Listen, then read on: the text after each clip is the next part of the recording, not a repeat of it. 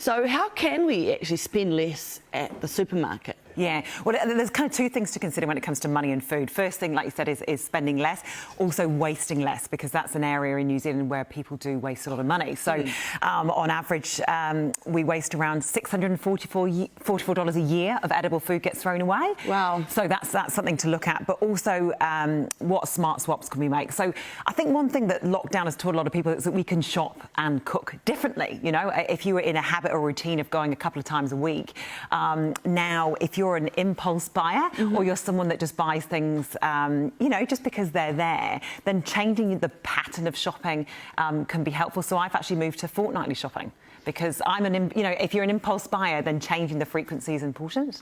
But if you're going to shop for a fortnight, that must involve quite a robust plan. Yeah, and that suits some people and not everybody. And part of the challenge with eating well is different people have got different personalities and different things work. But some degree of planning is really helpful because at least then you know you can avoid the kind of buying extra things out. If you're a person that spends a lot of money on the run, that's something to look for. But then it's also just looking when you are in the supermarket, what are the smart swaps that you can make? So some of the things, you know, when we kind of define a meal in our heads, a lot of people think that meat and, you know, veg makes a meal, but that can end up being quite expensive. So one thing we can do is use more pulses. So here I've just got some good old chickpeas, lentils. I've made that curry there. It was just onion, carrots, a bit of curry powder, a couple of cans of tomatoes, seasonal veg, and it's $2.50 a serving. And that's a meal. It's just a lot of the times over here we don't think of that as a meal, but you know, in India, that's a perfectly balanced meal there. And can you just use, if you're getting pulses and chickpeas and lentils, etc., canned chickpeas and lentils? Absolutely. Like, that's a really good way to kind of get used to it. Right. So it really is that small changes add up. So a lot of people say make mince once a week. If you take your standard 500 grams of mince and bulk it out by adding a can of lentils, a couple of grated carrots, onion, even blending up mushrooms is quite good. Over a year, if you swap that every week, not only is it healthier for you, it'll save you $250 over a year. So that's one meal that you can swap that would change that. And then if you are then having more vegetarian meals, a couple of dollars a serve. The other thing, lunches. People, you know, can spend a lot of money on lunch if you buy it out. So one thing I do at this time of year, soup. Like, you can get a broccoli for $1 at the moment. But I freeze them into these little silicone containers here, so you can just pop a couple out.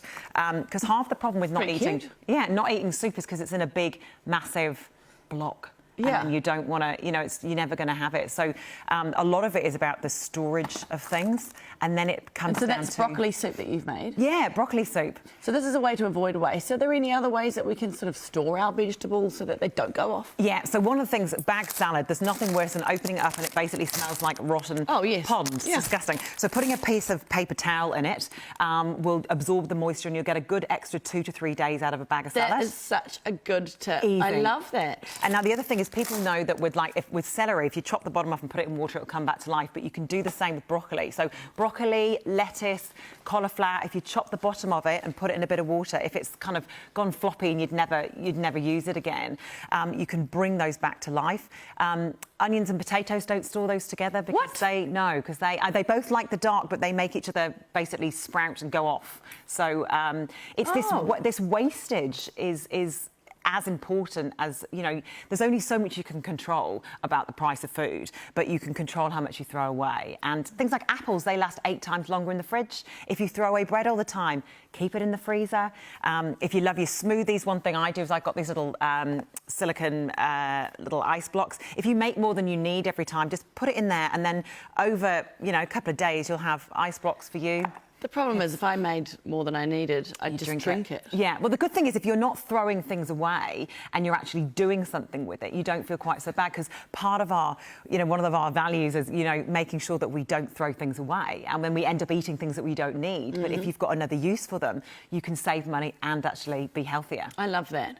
Now, do we have to go to the supermarket in order to save money, or can we go and support other local smaller businesses? Yeah, absolutely. This is a time when where the great thing about lockdown, a lot of people got into their gardens and actually saw where, get a bit more connected with where your food comes from. So it's a great time to look around, see what's in your local area, and just eat seasonally, because essentially, you can get it. When I go to the supermarket, I'll buy 4 broccolis and I'll be, nailing broccoli in soups and because that's a much cheaper way to live when you're actually eating seasonally. But a lot of it is just the skills, and that's one of the things that it's just knowing what to do with it. Yeah. Having those simple go-to recipes that are cheap. I think people are a little bit afraid to try new things. If someone said, "Oh, there's this delicious broccoli soup," most people in New Zealand would be like, "What are you talking about?" Yeah, disgusting. Yeah, I mean, one thing I encourage people to do is just try one new thing a week. It's overwhelming if you just like, right, I'm going to change my whole way of eating. You can't do that. If you've eaten the same way for 10, 20, 30 years,